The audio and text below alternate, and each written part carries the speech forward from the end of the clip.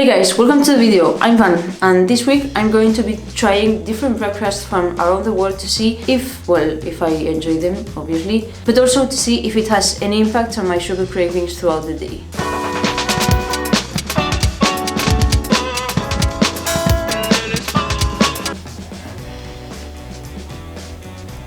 If you're anything like me, your breakfast for a big part of your life has probably looked like this, or this, or maybe a more refined version like this one.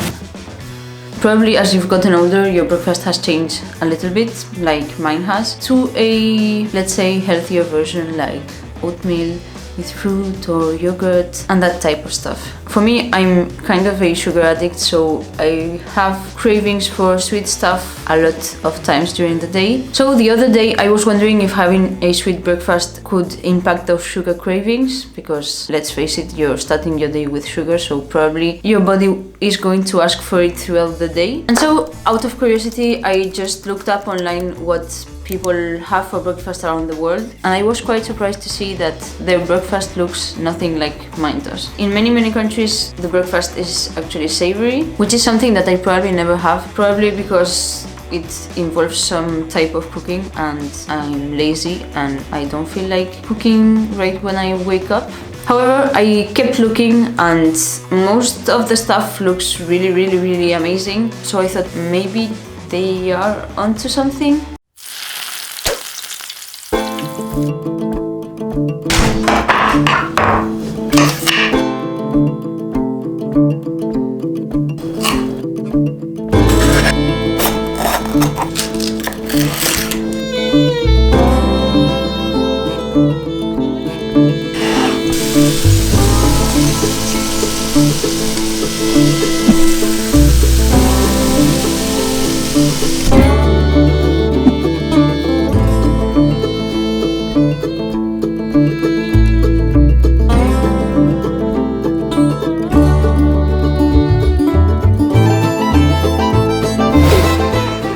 Breakfast number one, you've probably guessed what it is. Well, what I was trying to make at least. The almighty breakfast burrito. The tortilla is way too small for everything that I wanted to put in it, so it's maybe not going to look like a burrito because I don't think I will be able to roll this thing up. I started with this one because I already knew more or less how to prepare it, so I didn't have to think that much. But it might surprise you that I have never had a breakfast burrito before, so this is a first one. The rolling thing here is not going to happen. No. The whole thing took me around 30 to 40 minutes. Definitely not for when you're in a rush. Could be made quicker, but definitely not as quick as some cereal. Almost forgot my coffee. Well, that was delicious and I'm super full, so that's great. I'm not really sure about having beans first thing in the morning, but I guess I'll have to find that out later. That's it for day one. See you tomorrow for breakfast number two.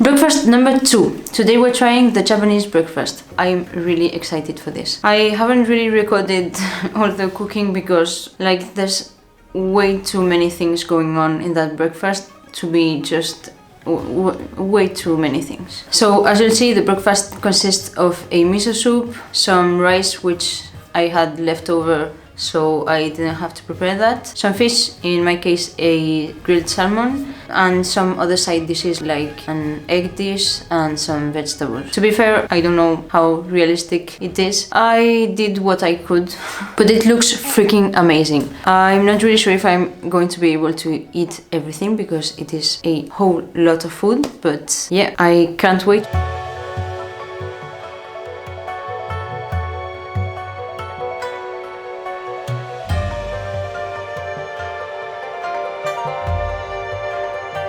I thought about having some green tea with this, but I haven't slept at all this night, so I'm sticking with coffee. And also this horrible morning face. Get used to it because you're going to see it a lot in this video. Not bad. I feel a little weird having soup for breakfast, but...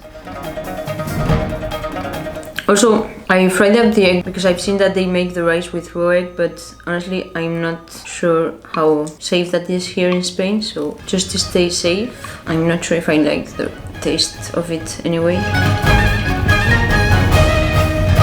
The salmon and the rice really make it. I never thought about it, but rice is really easy to eat in the morning. 3 days later. Well, that was absolutely beautiful. I enjoyed it so much that I forgot about my coffee. All the different components really make it interesting, and there's definitely no flavor fatigue going on, so it's kind of like a roller coaster. It's not plain at all. I really enjoyed it. I'm definitely going to be making this one in the future, and also it has a lot of protein, and that plus the fact that you're having rice with soup makes it a really filling meal, and also the time it takes you to eat it. It's not like having a bowl of cereal that you can just down in like 5 minutes. The only downside is maybe that it's quite a little bit more expensive than having oatmeal, for example, so probably not having this every day. To be honest, I would probably have just like plain rice with an egg and some vegetables on the side, and that would be fine for me. But anyway, definitely try it. It's really good, and probably you can make ahead most of the things. See you for the next breakfast. Today's breakfast is from Colombia and it's called Changhua. I chose this one because I found it kind of weird, so I was curious to try it, but honestly it doesn't look that appetizing to me. This one is really quick and easy to make. You only need some scallions, some cilantro, a couple of eggs and milk and water. You just need to put 2 cups of water, 2 cups of milk, and then the scallions and the cilantro into a pot, and then cook everything and add the eggs at the end.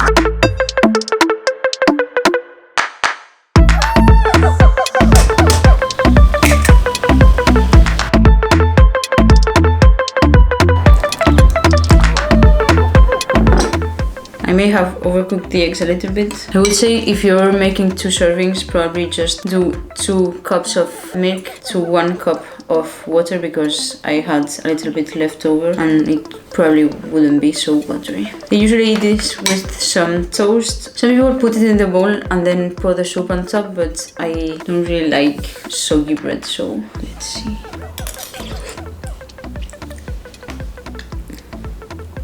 It's not bad, but probably less water would be better.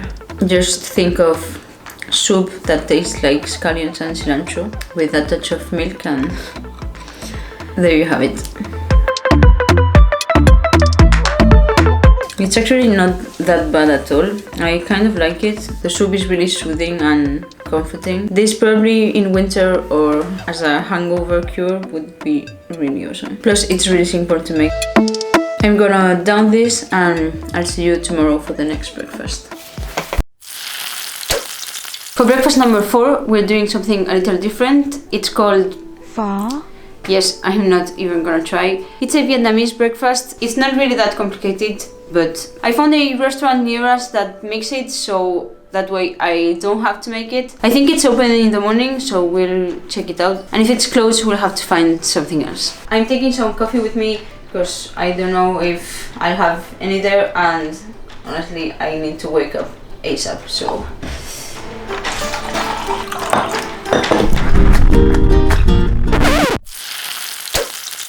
Okay, so it turns out that the place doesn't even exist anymore, so we've had to find an alternative, which will be a typical Spanish breakfast with some toast with Burrito and tuna.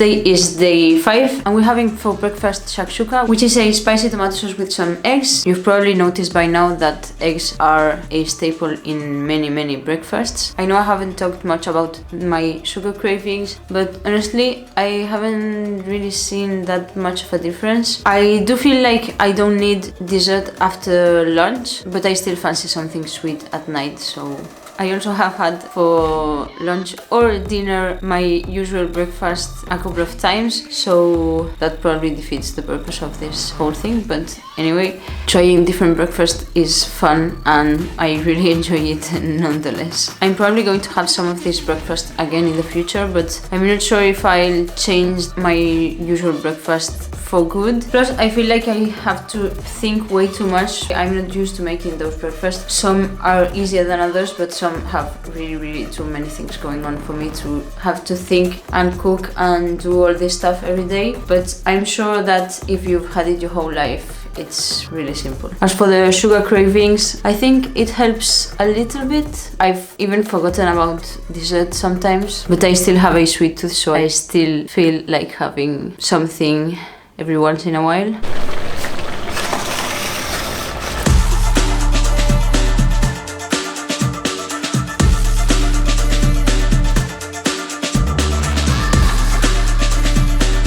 Well, this didn't turn out very good looking, but I know it's delicious anyway. I've made it before, so I added some feta cheese on top and I'm having it with a whole pita. So let's dig in.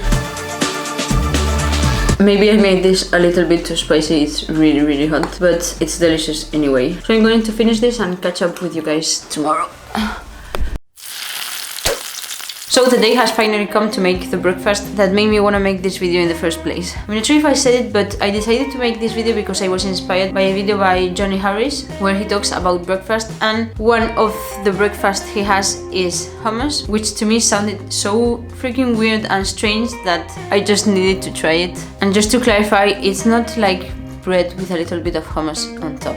It's a bowl of hummus that you eat with a spoon. Just leave it there. I already cooked the chickpeas yesterday, so the only thing I have to do is put it in the food processor and then enjoy it with a pita bread.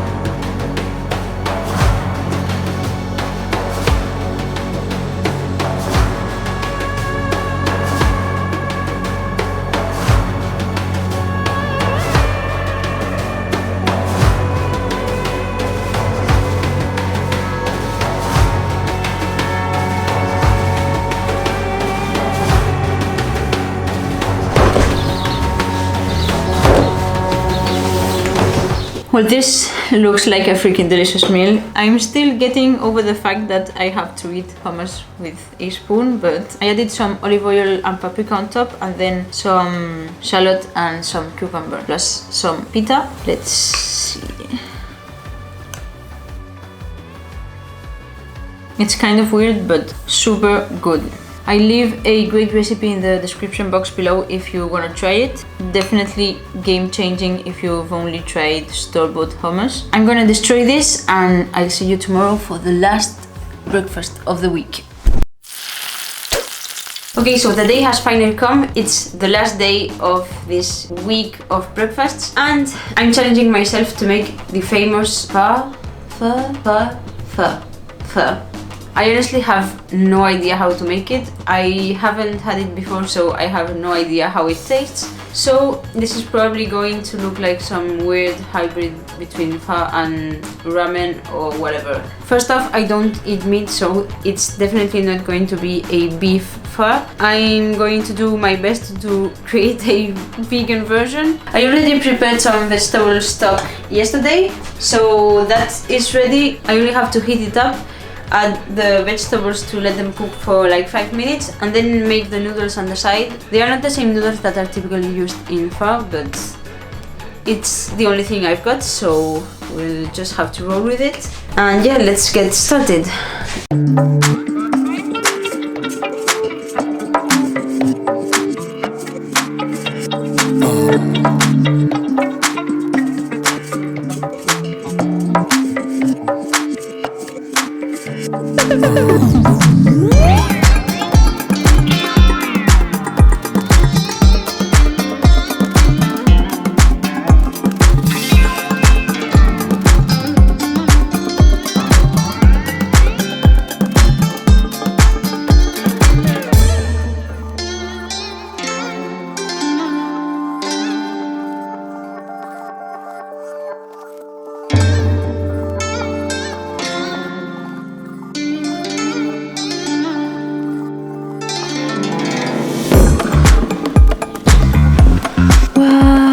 This looks like an epic feast. It's already brunch time, more than breakfast time, but totally worth it, I'm sure. I don't really know if it tastes anything like true pho, but it's really good and really nutritious. A lot of vegetables and protein, so I think it's great. I'm going to devour this and then I'll talk to you guys about how this whole week has gone. Now for some takeaways about this little experiment. First and foremost, it's never a bad idea to question things that you take for granted and see things from another perspective. Obviously this relates to food and many other things. The sugar cravings are still real. Granted, I've only done this for a week, but I can say that when I have a sweet breakfast, I find myself wanting more after, which definitely didn't happen throughout this week. After doing it for 7 days, I have definitely seen a change. I don't think I stopped having sugar cravings. The only thing is that they came in later in the day, so I didn't have them as much in the morning, maybe only at night. And apart from that, a couple of anecdotes. I have found that eggs are really satiating. Hummus fills you up for hours. The day I had hummus, I could have not eaten for the rest of the day. It was that filling. And finally, let's just say that my stomach doesn't handle really spicy food first thing in the morning that well. I don't want to be graphic or anything, but the shakshuka definitely traveled really quick. And finally, I would say that everyone could benefit from trying different stuff once in a while, or just if you get bored of having the same thing every day, just spice things up a bit. And yeah, that is going to be it for today, guys. Hope you enjoyed the video. If so, give me a like and see you in the next one.